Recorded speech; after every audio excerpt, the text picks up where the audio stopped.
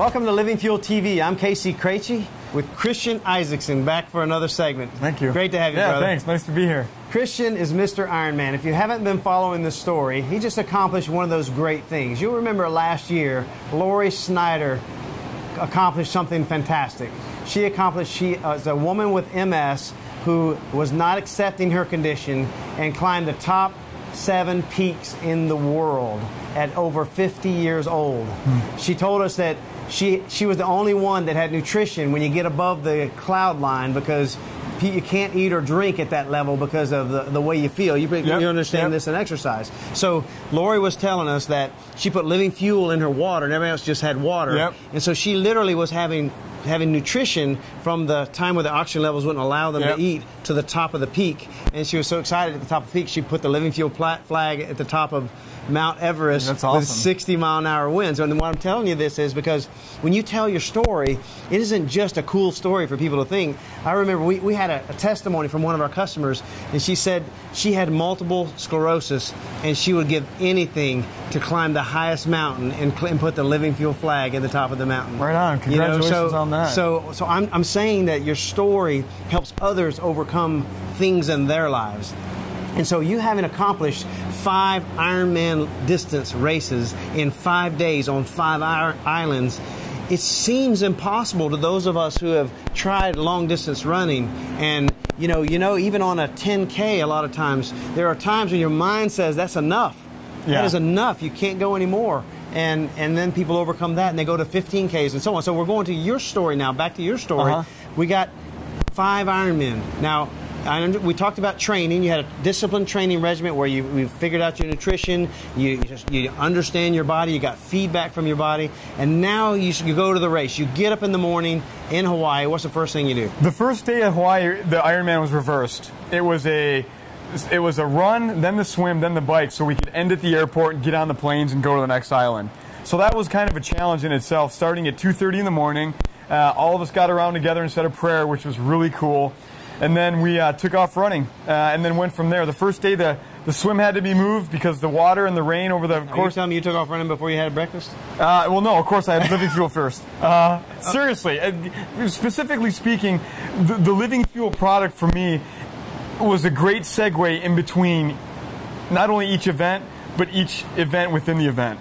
So I was able to run. I was able to do a nice steady 4-hour marathon, which is pretty slow, pretty consistent, with a full belly of Living Fuel. And I do fuel normally before a run. I'll eat, my nutrition's pretty dialed. I'll have a bowl of oatmeal maybe and some coconut milk, something that's light on the stomach, because remember, on the Epic 5, my heart rate isn't getting into my higher zones where I have to start worrying about fluid shunting and shifting and osmosis. So I was able to constantly keep nutrition in my stomach. Had it always been solid food, there's no way I would have been able to do it. I would have been able to do it, but there's no way I would have been able to feel as comfortable as I did knowing that I had a Coca Chia bar in my stomach, or the Coca Chia sprinkler snack mix. The snack mix. It was satiating. It made me feel good, and you know, your mind and your body, or your mind and your stomach, neurologically are closely interconnected. You know that better than I do. So there's a peace of mind there. For one, knowing I always had a bar with me, and number 2, knowing after the run, before the swim, I was going to down my protein and my superberry. And then during the bikes on most days, I figured 7 hours on the bike, which is about 2 hours longer than a normal Ironman. So around 3.5 hours, I would have my recovery drink, which would be Living Fuel mixed with my malto. I use maltodextrin. And then it would be accompanied with avocado sandwiches, bananas. Sometimes I would have pretzels. I would need that. I would just need the shifting of texture in my mouth, along with my water. The salts were taken care of. I think sodium is a big misnomer in endurance sport. We don't need as much as people say we do, and people usually overdo that. It could be dangerous. It could be very dangerous. Particularly on 5 races like that. And that's a whole other subject in and of itself. Specifically speaking, for my fueling needs throughout the course of the 5 days, it was nice to know. And I think the other cool thing is, it helped me sleep. I mean, not that I needed any help sleeping during the. I went from the first night was 5 hours to 4 hours to 2 hours to 2 hours to 2 hours. Sleep? Yeah, 3 hours to 2 hours to 2 hours. Before Kona, which was the last Ironman, I had just over 2 hours of sleep, and I know there's many pieces involved, but I have never felt stronger in my life on Kona. Put it this way, with Epic 5, I've done a total of 10 Ironmans. The last Ironman that I did in Epic 5 was only 20 minutes slower than the first Ironman I did in Florida back in 2006. And that was going into it solo. So I did... The fifth Ironman. Yep. Was faster. It was 20 minutes, only 20 minutes slower. And granted, I wasn't hammering all 5 days, but the last day in Kona, I had so much reserve. When I hit the bike, I'm like, I'm going to see what I have. And...